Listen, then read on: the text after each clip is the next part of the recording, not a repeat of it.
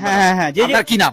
আমার নাম হাসিবুল শেখ। আপনি কি দায়িত্বে রয়েছেন? আমি এই দেখাশোনার দায়িত্ব রেখেছি উপরন্ত এই মোটামুটি মিস্ত্রিদের সঙ্গে হাসিবুল, এই দুর্গোৎসবটা হচ্ছে কিন্তু যারা হিন্দু লোক তাদের না তোমার? না, এটা কোনো ম্যাটার করে না, এটা হচ্ছে এটা তো বোঝাতে পারলাম না কাউকে আজও পর্যন্ত। না, ঠিক আছে, এটা হচ্ছে আমাদের ইন্ডিয়ার একটা কালচার, এটা সবার জন্য, এমন তো নয় যে শুধু হিন্দুদের জন্য, এটা প্রত্যেক মানুষটার জন্য। সবাই আসুক, সবাই এখানে দর্শন করুক, এনজয় করুক, এটা একটা খুশির সময়, এটা কারোর পার্সোনাল নয়। এটা আমি যে মনে করি যে এটা কারোর পার্সোনাল মানে নয়। শিল্পী যে কোনোদিন কোন রঙের হয় না, বর্ণের হয় না, বর্ণের হয় না, ধর্মের না, হয় না, এটা বোঝাতে পেরেছো? অবশ্যই অবশ্যই, এটা আমের মন থেকে এটাই মানি যে ধর্ম কোনো বিচ্ছেদ করার কিছু নেই, প্রত্যেকের অনুষ্ঠান প্রত্যেকের জন্য, এটা এটা কারো পার্সোনাল নয় যে আমি মুসলিম বলে আজকে এখানে কাজ করছি বা এখন কেন করবো, এরকম কোনো ব্যাপার নয়। এটা আমাদের কর্তব্য, এটা হচ্ছে ইন্ডিয়ান একটা কালচার। একদম আমরা একদম। সবাই মিলে যাতে এই জিনিসটাকে এনজয় করতে পারি, যে খুশির সময় কাটাতে পারি, সেটার জন্য এটাই। তো কারোর পার্সোনাল এটা একদম করা উচিত না, যেটা আমার পার্সোনাল তুই আসবি না বা আমি যাবো না, এই জিনিসটা একদম করা উচিত না। আমার তরফ থেকে দর্শকদের কাছে, দর্শক বন্ধুদের একটু বার্তা দিন। আমার তরফ থেকে দর্শকদের কাছে এটাই অনুরোধ যে আপনারা এই ধর্ম নিয়ে বিবাদ না করে প্রত্যেকে আসুন, প্রত্যেকে মন্দিরে আসুন, দেখে যান কেমন আমরা কষ্ট করে যেমন প্যান্ডেল করেছি, বিভিন্ন জায়গায় করেছি। তো আপনারা আসুন, দেখে যান, আর এই ধর্ম নিয়ে কোনো বিবাদ না করাই বেটার হবে আমার মতে। প্রিয় দর্শক, আপনারা যখন দেখছেন না, আমি কিন্তু হাসিবুলের পাশে দাঁড়িয়ে রয়েছি। হাসিবুলকে নিয়ে আজকে যে কথাগুলো হাসিবুল যেগুলো তুলে ধরেছে সত্যি অপূর্ব। আর এই দৃশ্যগুলো কেন দেওয়ালে আজকে তারা তুলে ধরেছে জানেন?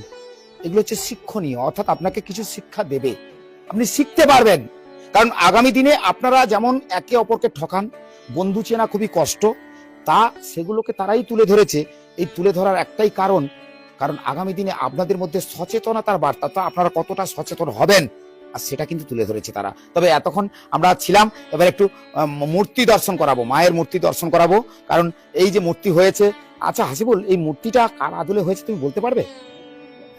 এই যে মূর্তিটা কার আদলে, মানে আমাদের এটা কি রাজস্থানের বা না কোনো জায়গা? না, না, আমাদের হচ্ছে এখানে বেশিরভাগ যত ডিজাইনে ভালো কাজ হয়েছে, যেমন মূর্তি তৈরি করা, কেন যা প্যান্ডেলের কাটিং কেমন ভাবে হবে, এটা হচ্ছে আমরা কৃষ্ণনগর থেকে আমাদের মিস্ত্রিকে ভাড়া করে নিয়ে এসেছিলাম আর কি। আচ্ছা, কৃষ্ণনগর। হ্যাঁ, কৃষ্ণনগর থেকে। এমনকি এই যে প্যান্ডেল যেমন হয়েছে, যেমন এই মঞ্চটা হয়েছে, যেমন সেই হিসাবে কেমন শাড়ি পরলে যেমন এনাকে লাগবে, কেমন মূর্তিকে কেমন মানাবে, সেই হিসাবে এরকম ভাবে তৈরি করা হয়েছে যাতে এর সঙ্গে ম্যাচিং করে।